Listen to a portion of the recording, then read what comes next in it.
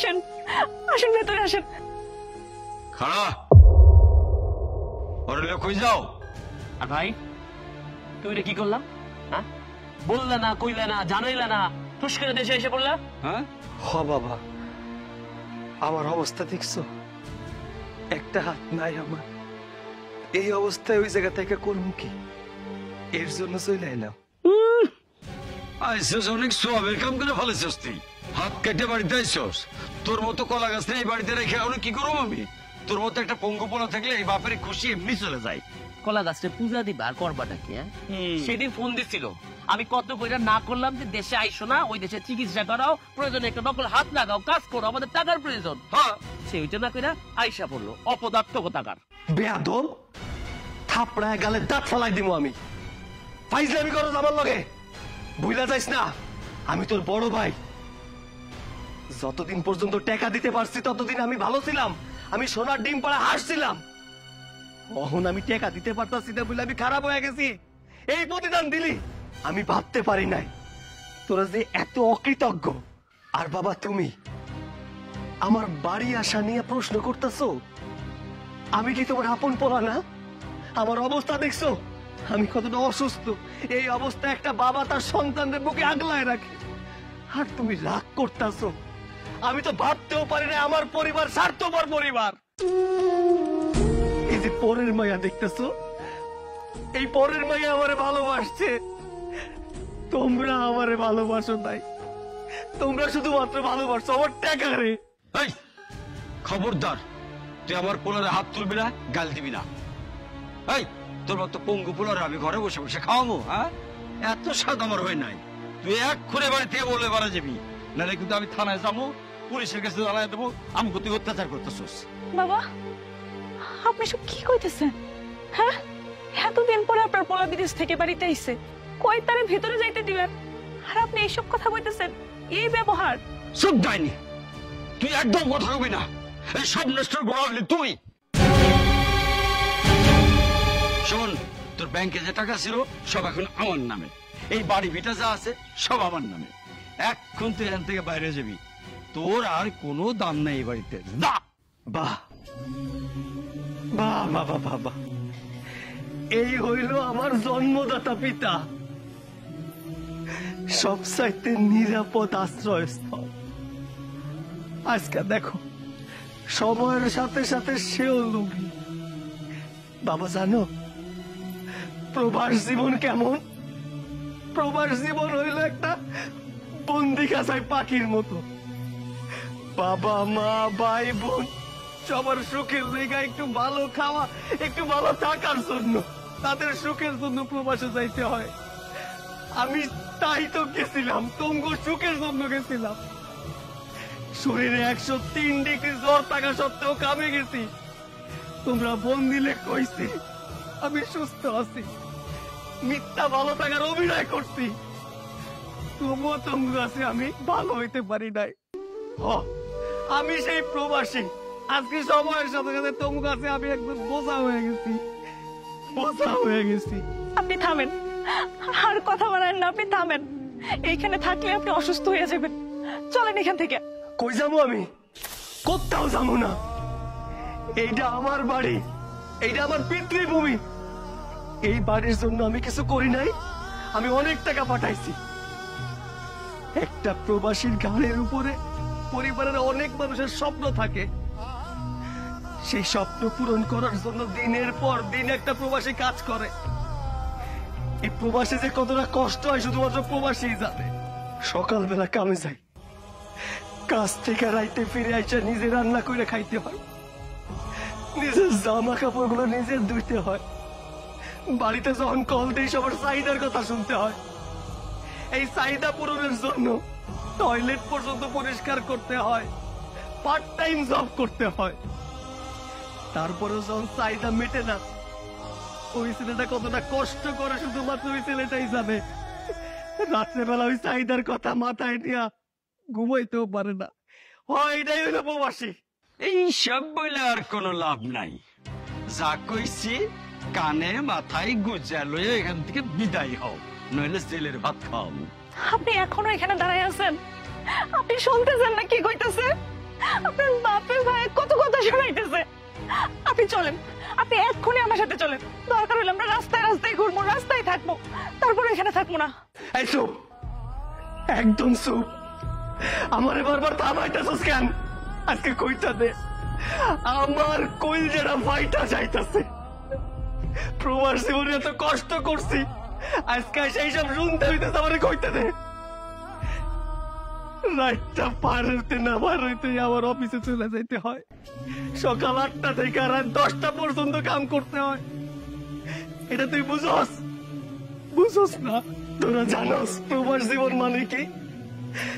প্রিয় মানুষটারে হারানোর কষ্ট, শেষ সময় বাবা মায়ের পাশে না থাকার কষ্ট, হাসি কান্নায় পরিবারের মানুষটারে না পাওয়া, বিভিন্ন উৎসবে পরিবারের মানুষের সাথে না কাটানো।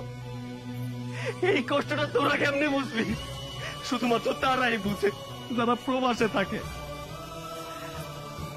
আর বাবা, তুমি না আমার আপন বাবা, তুমি কেমনে পারলা?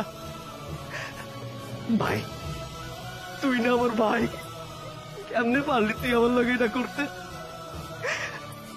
আসলে তাগো জন্য এত কষ্ট করার পরেও যখন এসব দেখি তারা আমারে ভালোবাসে না, আমার টাকা পয়সারে বেশি ভালোবাসে, তখন মনে হয় আমরা প্রবাসীরা সবচেয়ে বেশি অবহেলিত, সবচেয়ে বেশি ঘৃণিত। বাবা, আমি চলে যাইতেছি, আর কোনোদিন এই বাড়িতে আসবো না। আমার জন্য যদি তোমরা মত দেওয়া করো কোনো অসুবিধা নাই, তবে যতদিন পয়সা থাকবো ততদিন তোমার জন্য আমি দোয়া করে যাবো। চল, আর এই বাড়িতে থাকতে হইব না। আমার লগে এই মুহূর্তে যাবি তুই, এই বাড়ির থেকে আর ফিরে তাকাইতে হইব না। দরকার হইলে রাস্তায় থাকবো, এই বাড়ি থাকবো না। চল চলেন, এখানে আর এক মুহূর্ত না, চলেন এখান থেকে।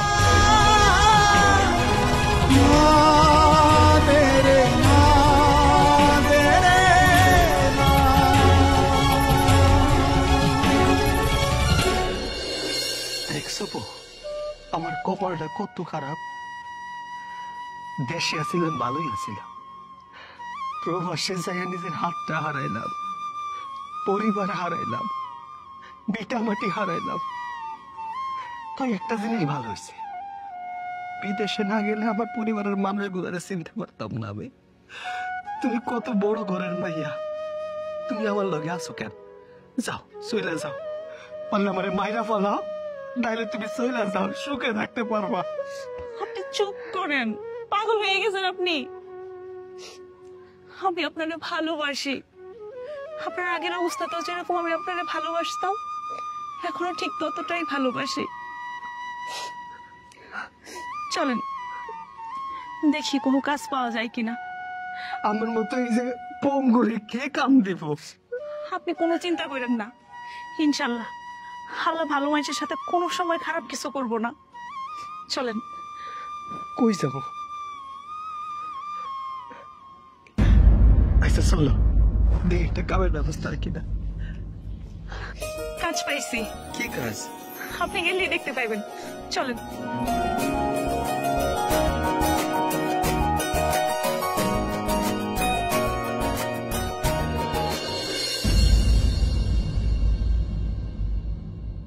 এসো এসো, লেট হয়ে যাচ্ছে। বাবা মা আমার 2টা টাকা মিশতে দেন বাবা। বাবা, বাবা তুমি, তোমার এই অবস্থা কেন? বাবা, আপনার এই অবস্থা কেন? আর আপনি ভিক্ষা করছেন? রে, তুই আমার জন বাজান, তোর তো থেকে চিনতে পারতেছি না রে বাজান, চেনার কোনো উপায় নাই। কত বড় লোক হয়েছিস বাবা, কত বড় বাড়ি, কত দামি গাড়ি, জামা কাপড় মোবাইল সবই তো খুব দামি বাজান। এগুলো কি সব তোর? হ্যাঁ বাবা, এই সবই আমাদের, কিন্তু তোমার এই অবস্থা কেন? তুমি তো অনেক অসুস্থ, আর তাছাড়া তুমি ভিক্ষা কেন করছো? বাবা, আপনি বলেন না আপনার এই অবস্থা কেন, আর কি হয়েছে? মা গো, মা আমার কপালের দোষ মা, আমার ভুলের শাস্তি, আমার পাপের শাস্তি। বাজান রে, 5 বছর আগে তুই আমাকে মুখে হাসি ফোটানোর লাগে বিদেশে গেছিলি, কত কষ্ট করে টাকা পাঠাইছিলি। সেই টাকা আমি আর তোর ছোট ভাই রবি সে আমার খুশি তেমন করে খরচ করছে। তোর ভাই জুয়া খেলছে, দিনের পর দিন টাকা হারাইছে। তারপরে একটা সময় তোর হাত কেটে গেল, তুই দেশে ফিরে আইলি। তোরে আমি বাড়িতে জায়গা দিয়ে নেই, পঙ্গু পোলা কেমনে তোরে খাওয়াবো। আমি ওই ছোট পোলার পাল্লায় পড়ে তোরে বাড়ি থেকে বার করে দিয়েছি। তোরে বার করে দেওয়ার কদিন পরে তোর ছোট ভাই রবি আমাদের বাড়ি থেকে বার করে দিয়েছে। বাজান, আমার সব টাকা পয়সা জমি জমা চোর করে নিয়েছে। তোর কাছ থেকে ছিলাম জোর করে, তার পাপের শাস্তি। তারপর সে বিয়ে করে আনছে, শাশুড়ির সাথে লেগেছে। সেই শাশুড়ি জমের মতো এসে বলছে আমার বাড়িতে, আমারে খাইতে দেয় না, শুইতে দেয় না, দিন রাত কাজ করায়। তারপরও তাকে মনের আশা মিটলো না, আমার বাড়ি থেকে বার করে দিছে। বাজার আমরা রেখে করে পাইলে খাই, না পাইলে না খেয়ে দেয়। কিন্তু বাজান রে, তোর এমন বিশাল অবস্থা কি করে হলো বাজান? কেন বাবা, কি ভেবেছিলে আমি রাস্তায় রাস্তায় ভিক্ষা করব? না বাবা, রাস্তায় রাস্তায় ভিক্ষা করার কোনো প্রয়োজন হয়নি। কারণ অসহায়ের সাথে কেউ না থাকলেও আল্লাহ থাকে। আর আমার পাশে ছিল আমার সহধর্মিনী, যে কিনা আমার সুখে দুঃখে সব সময় আমার পাশে ছিল। জানো বাবা, ও আমাকে একটা চাকরির ব্যবস্থা করে দেয়। আমি সৎ নিয়তে চাকরি করি, সেখান থেকে আমার প্রমোশন হয়। সেখান থেকে টাকা জমিয়ে জমিয়ে আমি একটা ব্যবসা শুরু করি। তারপরে এই যে বাড়ি দেখছো, বাড়ি করেছি, গাড়ি কিনেছি। আমাদের পরিবর্তন হয়েছে বাবা, আমাদের সময় বদলেছে বাবা, আগের পজিশনে নেই। তবে তোমার এই অবস্থা দেখে আমার অনেক কষ্ট হচ্ছে। তুমি আজকে এই পর্যায়ে চলে এসেছো ভাবতেও পারছি না। আমার কি মনে হয় জানো, এটা প্রকৃতির পরিবর্তন বাবা। একজন প্রবাসী স্বার্থপর পরিবারের এমন অবস্থাই হওয়া উচিত। বাবা রে, বৌমা, তোমাকে পায়ের কাছে আমার একটু ঠাঁই দাও মা। আমি তোমাকে সব কাজকর্ম করে দেব, তোমারটা খাবো, এক কোনায় পড়ে থাকবো। তুমি কিভাবে ভাবলে যে তোমাকে আমার বাড়িতে রাখবো? এটা তোমার পাপের ফল বাবা। জানো তো, পাপ কিন্তু বাপ কেউ ছাড়ে না। কি করছ বাবা? আমি তোর জন্মদাতা বাবা, আমার লেগে তোর একটু মায়া লাগে না? 2 ভাই একই রকম বাজান। শোনো না, চলো না আমরা বাবাকে বাসায় নিয়ে যাই। বাবা না হয় একটা ভুল করেছে, তারপর তো উনি আমাদের বাবা। বলো, বাবার এই অবস্থা আমি দেখতে পারছি না। তুমি সব কি বলছো বলো তো?